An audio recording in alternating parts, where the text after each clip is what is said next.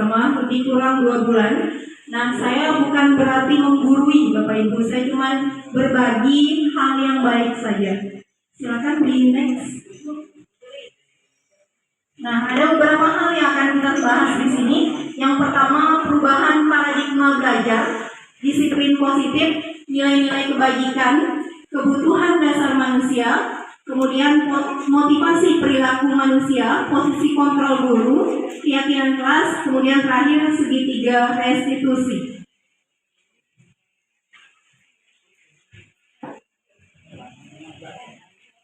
Nah, kita ketahui bahwa pembelajaran dengan paradigma baru merupakan pembelajaran yang dirancang berdasarkan prinsip pembelajaran berdiferensiasi, sehingga para peserta didik belajar sesuai dengan kebutuhan berdasarkan tahap perkembangan sesuai teori psikologi modern untuk mewujudkan profil pelajar Pancasila. Jadi, adanya pembelajaran berdiferensiasi ini sangat bagus sekali Bapak Ibu. Ini baru muncul di kurikulum Merdeka. Kemungkinan kita sudah pernah melaksanakan, tapi diperkuat lagi di kurikulum Merdeka. Nah, melalui pembelajaran berdiferensiasi yang sudah pernah kita lakukan, kita menggali potensi minat siswa. Jadi di sana ada diferensiasi proses, kemudian ada diferensiasi konten, kemudian ada diferensiasi produk. Nah, miskonsepsi tentang teori kontrol, bahwa ilusi guru itu mengontrol murid. Kemudian bahwa semua penguatan positif, efektif, dan bermanfaat. Kemudian kritik dan membuat rasa bersalah mampu menguatkan karakter. Kemudian yang terakhir, orang dewasa berhak memaksa. Mudah-mudahan teori ini bisa kita perbaiki bersama-sama Bapak Ibu. Kita minimalisir.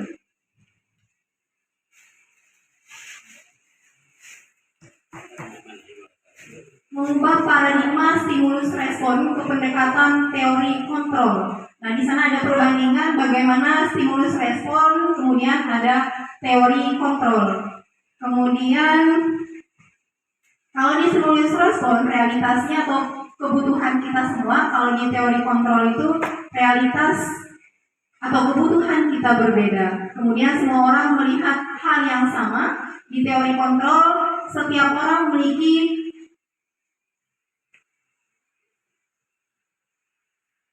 gambaran berbeda.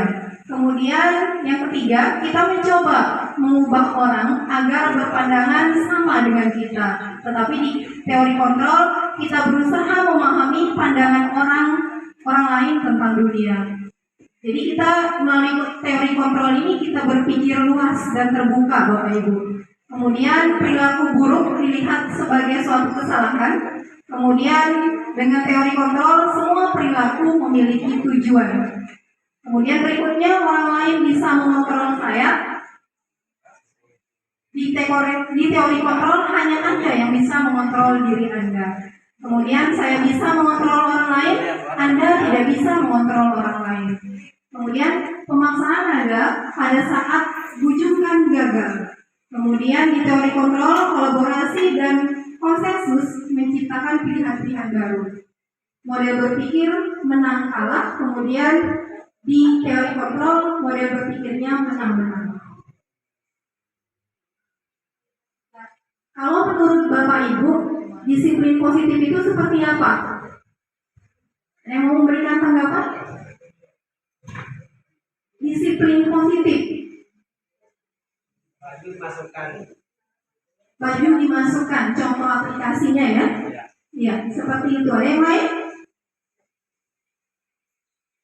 Disiplin positif, datang sekolah tepat waktu. Jadi sesuatu hal yang baik yang terus dilakukan, itulah disiplin positif. Silakan dilanjutkan.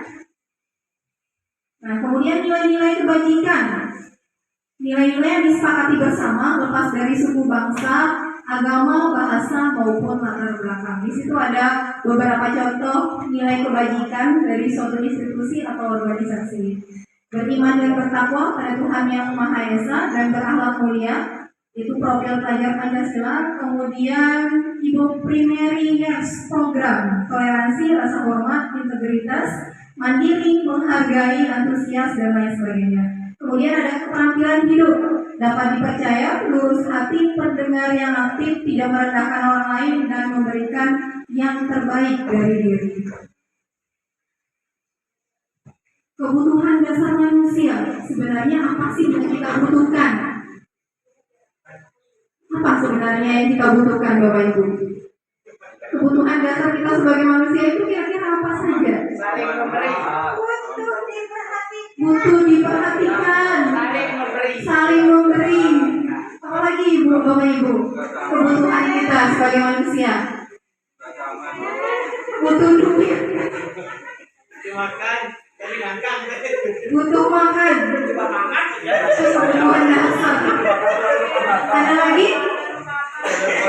Butuh sandang, pangan, papan. Ini ada silakan. Nah, ada 5 kebutuhan dasar manusia. Yang pertama, bertahan hidup, yaitu makanan, pakaian, tempat tinggal, keamanan kesehatan.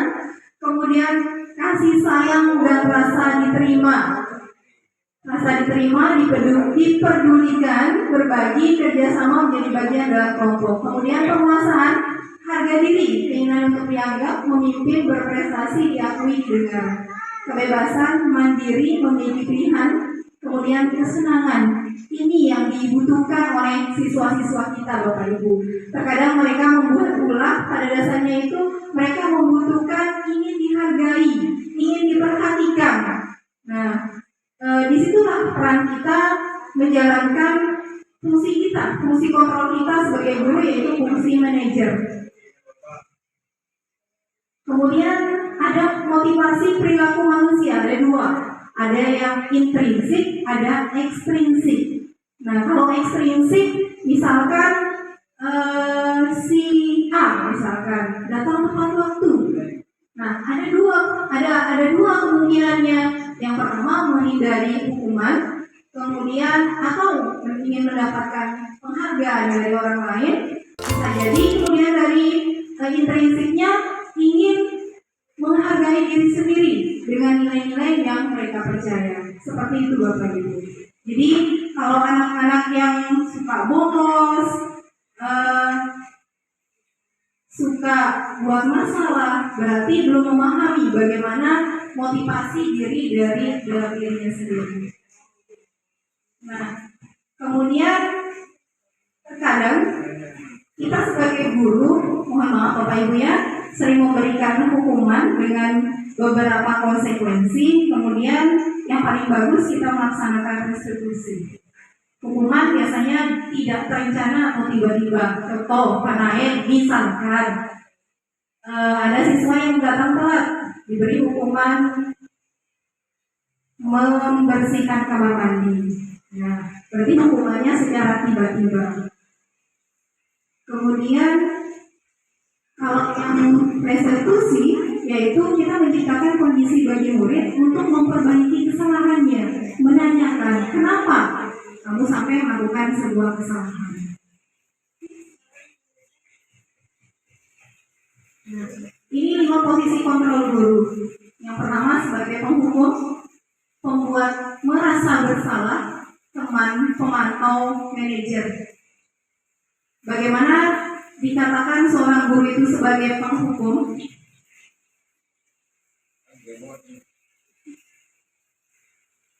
Kalau penghukum misalnya yang dilakukan itu hormat pada bendera selama 1 jam. Ada yang lain misalkan bisa memberikan contoh sebagai penghukum? Lari keliling lapangan, push-up 50 kali. Pembuat merasa bersalah. Contohnya, misalkan kalimatnya, berapa kali ibu bapak harus memberitahu kamu selalu saja mengecewakan ibu bapak. Ada yang lain kalimatnya biasanya membuat rasa bersalah. Bagaimana Pak Arif? Kalimat yang menyudutkan. Kenapa kamu terus-terus melakukan kesalahan? Berarti itu akan menimbulkan rasa bersalah ya pada siswa. Ya. Kenapa kamu aja yang telat? Berikutnya sebagai teman, ayo dong ikuti aturan sekolah. Tolong bantu ibu bapak ya, sekali ini aja.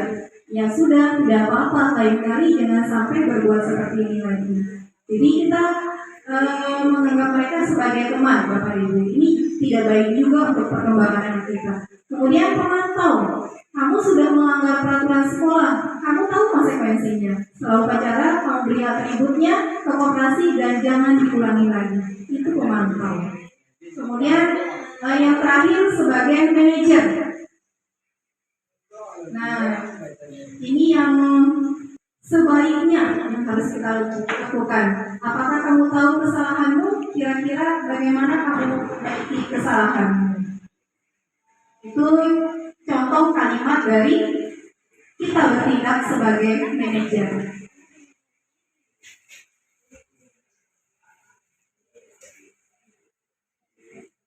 Ya. Sekarang coba Bapak Ibu tebak. Kira-kira posisi kontrol kita di mana ini? Saya kecewa sekali dengan kamu. Apakah di penghukum, teman, pembuat rasa bersalah, kemudian manajer, yang di mana? Saya kecewa sekali dengan kamu. Pembuat rasa bersalah. Ya, sepakat ya?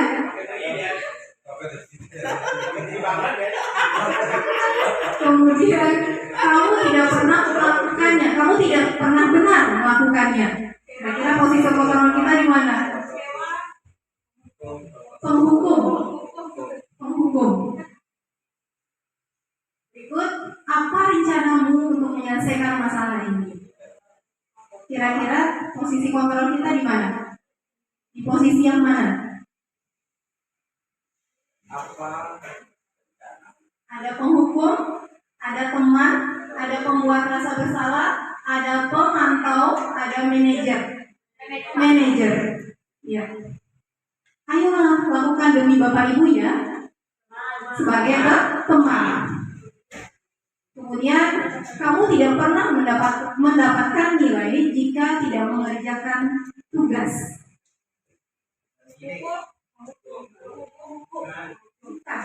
Apa yang dihukum di situ? Pemantau. Jadi menurut Bapak Ibu fungsi kontrol yang mana yang bagus untuk kita? Semua kena. Kenapa Bu? Hukum saya hukum. Ada yang sebagai penghukum, mohon dijelaskan Bu. Timbangan. Jadi kalau kita sebagai manajer artinya kita tidak memihak karena ini tidak menyalahkan dia juga. Karena kita itu membuat dia mengerti posisinya dia, dan akhirnya nanti dia juga mengerti bagaimana untuk memperbaikinya. Terima kasih. Betul sekali jawabannya Bu Eka. Jadi kalau seperti kita sebagai guru sebaiknya harus sebagai seorang manajer. Jadi berusaha mencari akar permasalahannya seperti apa, kemudian mencari solusinya juga seperti apa. Oke, keyakinan kelas ini sangat menarik Bapak Ibu. Keyakinan kelas itu mengapa bukan peraturan kelas? Ada yang bisa menjelaskan? Kenapa tidak pakai bahasa peraturan kelas saja? Yang lebih familiar kan peraturan, bukan keyakinan atau kesepakatan kelas. Bisa jelaskan Pak Jihan?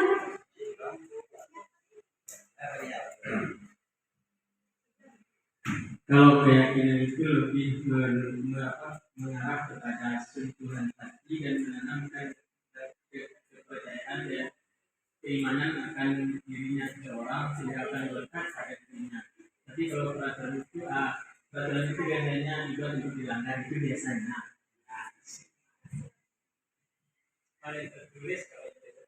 Ya, perbedaan keyakinan itu lahir dari diri sendiri, dari dalam diri sendiri, dan itu adalah suatu hal yang untuk diyakinkan oleh anak-anak kita.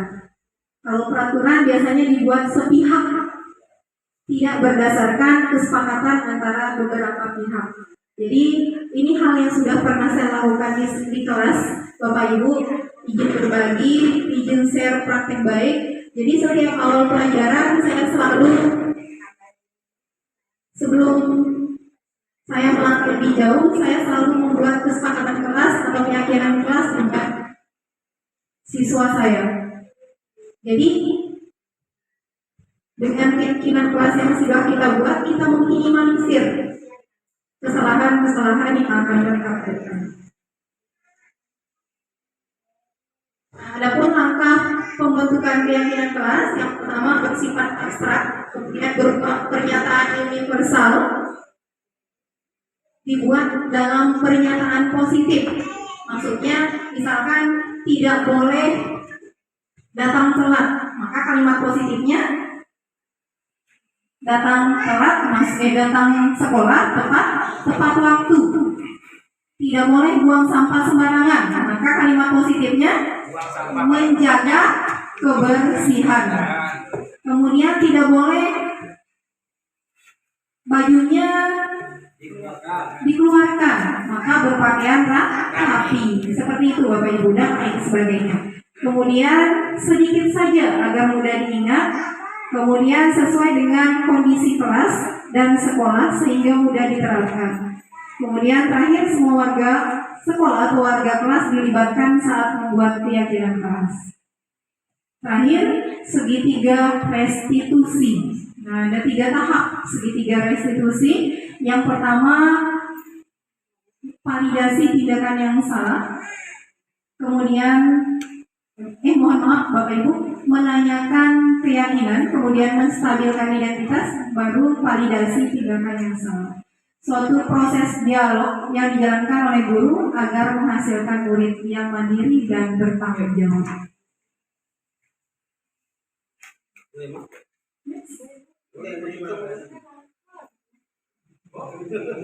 Dalam menstabilkan identitas, berdasarkan prinsip membuat kesalahan adalah bagian dari proses pembelajaran. Kalimatnya berbuat salah itu wajar. Tidak ada manusia yang sempurna. Ibu bapak juga pernah melakukan itu. Ibu bapak tidak mau mencari siapa yang salah, tapi ibu bapak ingin mencari solusi dari permasalahan ini. Kamu berhak merasa begitu. Itu contoh dari kalimat-kalimat yang menstabilkan identitas. Kemudian validasi tindakan yang salah. Kamu pasti punya alasan mengapa melakukan hal itu. Kemudian padahal kamu bisa melakukan yang lebih buruk dari ini ya. Kamu patut bangga karena telah melindungi sesuatu yang penting buatmu. Kamu melakukannya karena mempertahankan sesuatu yang penting bagimu. Kemudian yang terakhir, menanyakan keyakinan. Apa keyakinan kelas kita? Nilai-nilai apa yang telah disepakati bersama? Seperti apa gambaran sebuah kelas yang ideal menurut kamu? Kamu ingin menjadi orang seperti apa? Terima kasih. Ibu Balong itu dapat Maradila dalam ungkap tentram bimbing ikutkan tentram. Disambung desa Bali, era tersambung kembali. Terima kasih Bapak Ibu. Assalamualaikum warahmatullahi wabarakatuh. Assalamualaikum warahmatullahi wabarakatuh. Waalaikumsalam warahmatullahi wabarakatuh. Apa kabar semuanya?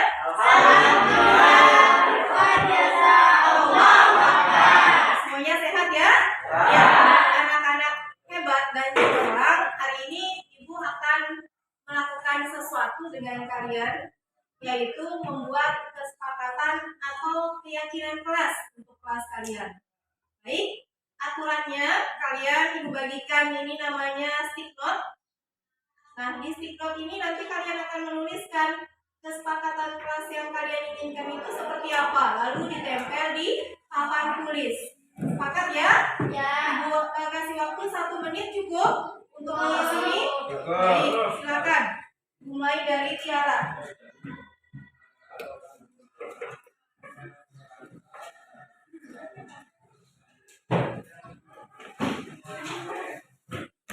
Yang sudah selesai boleh langsung menempelkan di papan tulis.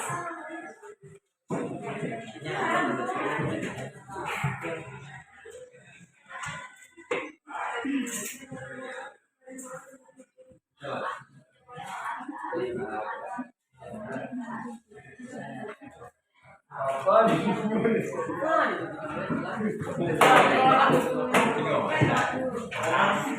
Udah, baik. Saya aneh, jadi korban dulu.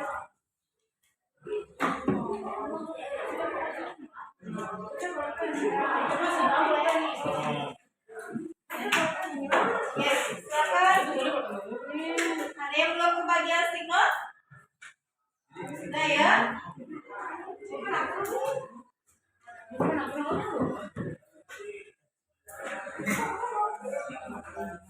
Ya, silakan kalau sudah selesai langsung ditempel di papan tulis.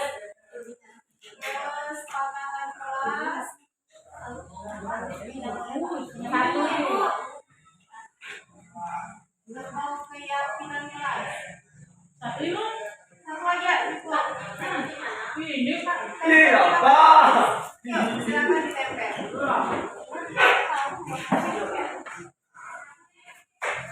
Bersihkan kelas. Itu udah boleh. Kelas harus bersih.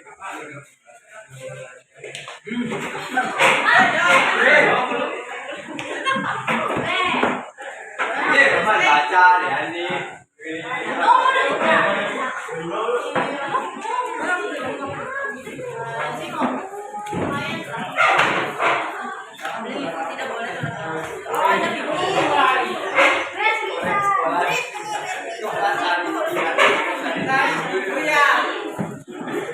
Sekolah saat ini. Orang minta itu kalau korban. Coba Ada yang belum? Cukup satu saja.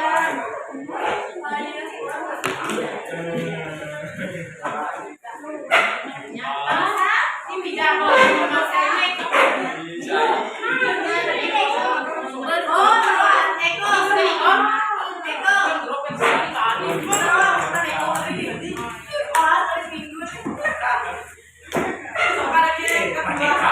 Baik, sudah semuanya ya? Sudah. Kita baca bersama-sama. Nanti akan dikelompokkan sesuai dengan kalimatnya masing-masing. Yang ini tidak boleh menggunakan alat apabila kedapatan denda 10.000. Tidak boleh bolos. Tidak boleh telat masuk. Berarti tidak boleh bolos sama dengan tidak boleh telat masuk. Sama ya? Satu. Datang tepat waktu. Ya, ini kita kelompokkan.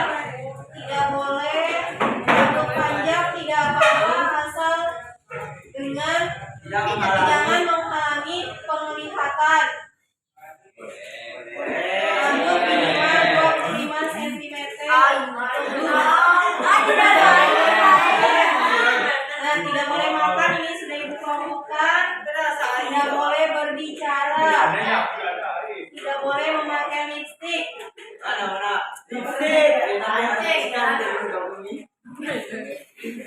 Tidak boleh makan di dalam kelas.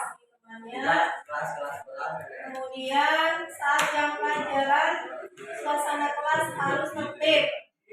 Nah, berarti ini dia. Tidak boleh berbicara saat jam pelajaran. Tidak boleh ribut atau berbicara dengan teman sebangku saat itu menjelaskan atau teman presentasi. Ada berapa kelompok? 1, 2, 3, 4, 5. Tidak boleh mengobrol saat guru sedang memaparkan materi. Ya. Kemudian menjaga kebersihan dan kerapian lingkungan kelas. Menjaga tadi tidak boleh membawa make up, pakai lipstick. Berarti ini tidak boleh membawa makanan ya. Masuk ke sini.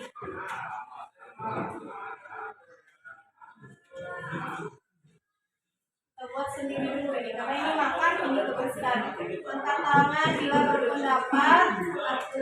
Kemudian tidak boleh berisik saat pembelajaran dilaksanakan. Ini masuk ke sini. Kemudian tidak ribut saat pelajaran. Ini yang paling banyak. Kemudian pakai pakaian sesuai dengan aturan yang diberlakukan. Nah, tidak boleh keluar tanpa izin guru. Ya. Kemudian rambut minimal 25 cm. cowok ini. Iya, iya. Menjaga kebersihan kelas. Ini dia. Di sini. Kemudian tidak ada yang boleh bolos saat jam pelajaran. Tidak ada yang bolos akan didenda 15.000. Kemudian tidak boleh bau karena bisa mengganggu Alexa dan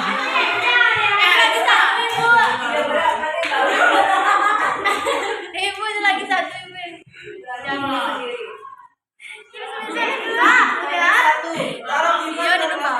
bertanggung jawab terhadap tugas dan pekerjaan. Oke, banyak nih kesepakatannya yang mulai dari kita perhatikan di sini kelompok pertama tidak ada yang boleh bolos, tidak boleh bolos, tidak boleh telat masuk, datang tepat waktu. Jadi kita menyimpulkan apa ini kesepakatannya?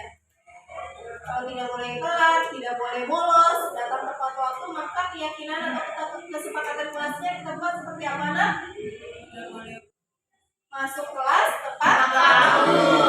Baik, kita sepakat untuk kesepakatan kelas yang pertama adalah masuk kelas tepat waktu.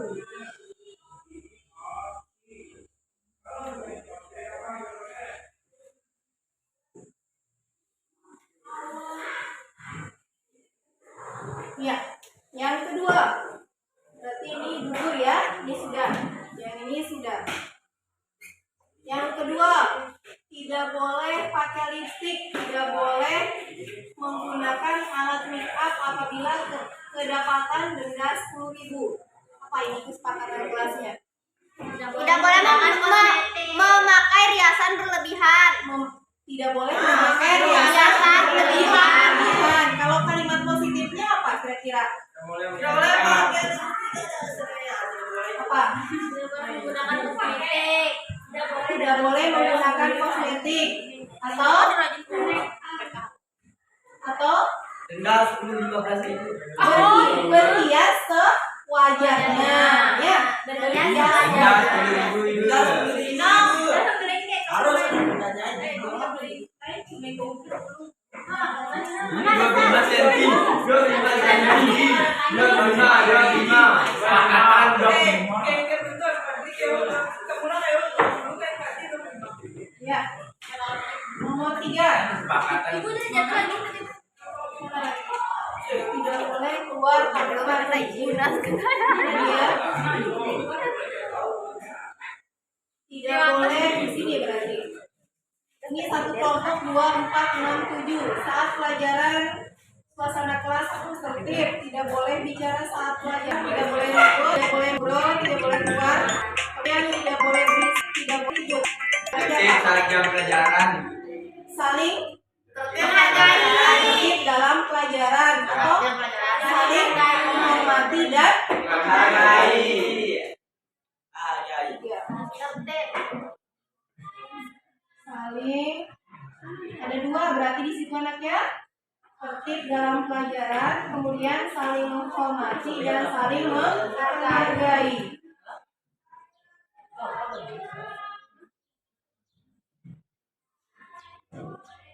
Kemudian tertib dalam pelajaran.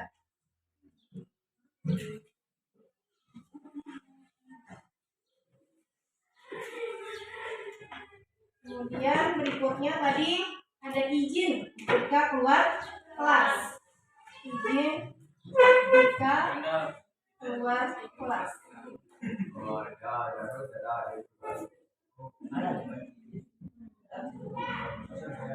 Ya, sudah berapa? Sudah 5 kesepakatan. Kemudian angkat tangan bila berpendapat. 1. Kemudian pakai pakaian sesuai. Yang penting lagi menjaga kebersihan kelas. Menjaga kebersihan kelas. Menjaga kebersihan diri dan kebersihan kelas. Menjaga kebersihan diri. Terakhir kalau Kebersihan diri dan kelas. Yang mana nak? Rambut-rambut itu terakhir taruh biar pas-pas itu. Tambah, nawat di kertas. Kemudian tidak boleh makan di dalam kelas. Boleh nggak makan di kelas? Ya, mana saya tertib dulu deh. Masih dalam tertib. Ya, itu. Saling menghormati dan kemudian berpakaian rapi dan Sesuai aturan itu. ya, Tertib sudah itu. tertib dalam pelajaran. Sudah masuk dalam Masuk, ya. berpakaian. Kemudian Yang kayak yang. tidak boleh Yang rambut ini Ya, mana? itu rambut kalian. Ya, ini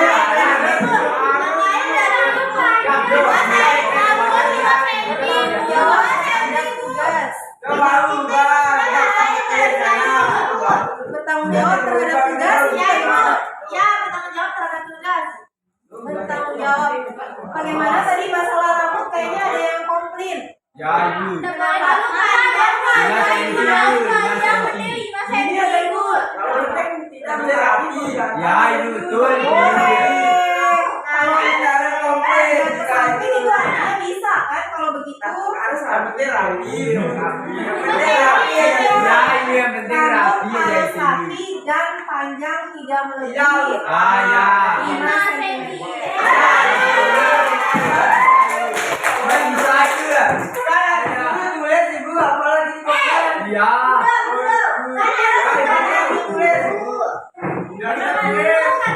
Maunya berapa? Ya, sebenarnya rapi ya. Panjang rambutnya Aziz itu berapa? Ya, ya. Segitu bagus, bagus. Kita itu. 10 berarti. Ya, itu segitu. Dan kalau begini aja, rambut rapi dan tidak panjang. Ya, ini. Ya. Ya, itu bisa kalau kita Rapi bisa. dan tidak panjang. Ada itu balumi.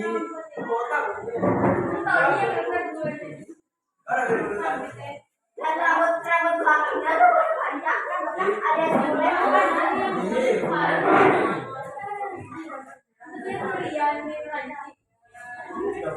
Tidak rambut rapi dan Belakangnya harus ada atas. rambut rapi dan Panjang lebih kurang 5 cm.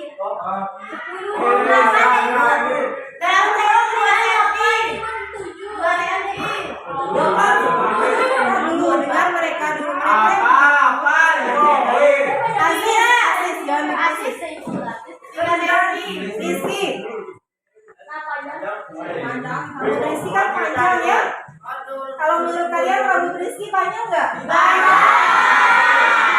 Tidak. Rambutnya Aziz yang lain. Rambut Aziz tidak pendek. Nah, sudah ya, rapi dan pendek. Sudah ya, sudah terakomodir semuanya. Sudah terakomodir ya. Baik, kita baca kembali kesepakatan kelas yang kita buat hari ini. 1. Masuk kelas tepat waktu. Kemudian berhias sewajarnya. Ini bagi yang siswi. Saling menghormati dan menghargai. Tertib dalam pelajaran.